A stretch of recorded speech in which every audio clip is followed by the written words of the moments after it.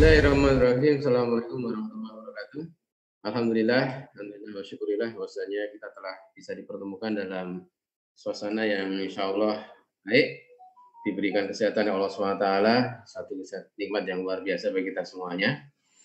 Selanjutnya langsung kita membahas masalah langsung ke materi, karena waktu kita sangat terbatas, ada begitu banyak pertanyaan yang nanti saya usahakan untuk dijawab satu persatu yang sudah tertulis nanti.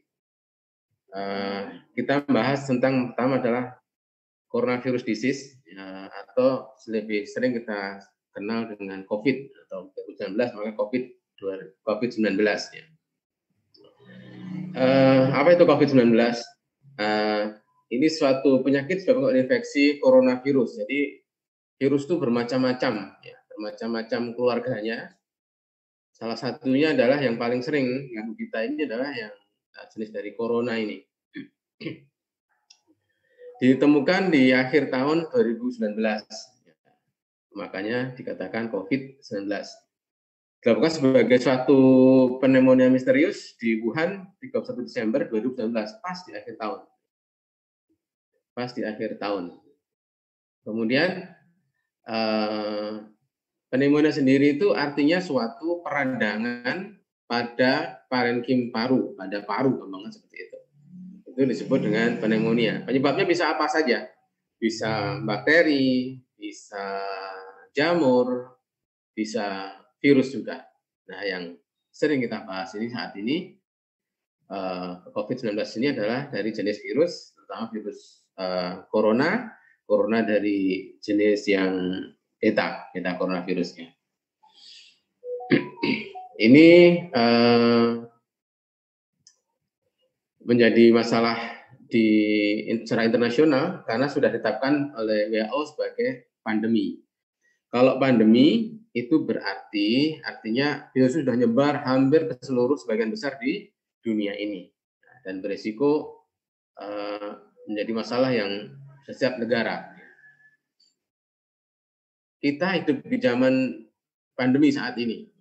Mungkin kita tidak selama hidup kita saat ini sampai saya usia 45 tahun, memang kita belum pernah dapatkan pandemi. Hanya ancaman-ancaman saja, seperti kemarin kita ada SARS-CoV, flu burung, yang SARS-CoV-1, SARS itu Severe Acute Respiratory Syndrome virus itu tidak masuk dalam pandemi karena risiko penularannya lebih kecil, walaupun tingkat kematian lebih tinggi dibandingkan dengan COVID-19 ini.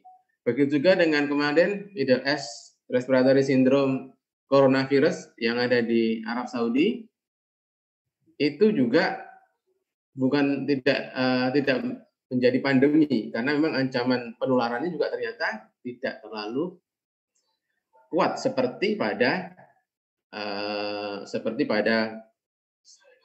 COVID-19 ini. Cuma memang MERS-CoV tingkat kematian sebenarnya lebih tinggi dibandingkan dengan COVID-19 ini. Kalau update kasus kita di Indonesia sudah hari ini saya malah nggak update lagi karena sudah saking banyaknya 1.500 sekian atau 1.600 atau bahkan mungkin sudah hampir 2.000 dengan kematian yang tinggi. Tapi rata-rata di Indonesia tingkat kematian 8,9%, ini sangat tinggi sebenarnya. Karena rata-rata laporan-laporan dunia itu hanya 2-3% tingkat kematiannya. Ya, kaitannya apa? Ini yang perlu kita pelajari nantinya. Kemudian secara kobar kita, karena ini relatif kebanyakan dari Kota Waringin Barat. Ya, laporan resminya sampai tadi pagi 1 konfirm.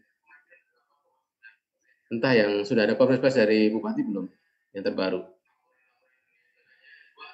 Yang terbaru sepertinya ada tambahan lagi. Tapi ya kita tunggu informasi resminya saja, ya, supaya kita tidak menduga-duga. Informasi resmi dari Jubir Satgas Covid Kota Waringin Barat. 1 konfirm, sekarang ada 9 pasien dalam pengawasan di wilayah Kota Waringin Barat ini. Jadi begitu 1 pasien konfirm kemarin beberapa hari yang lalu, berarti Kobar sudah masuk dalam zona merah, artinya zona yang memang sudah ada kasusnya. Sudah ada kasusnya.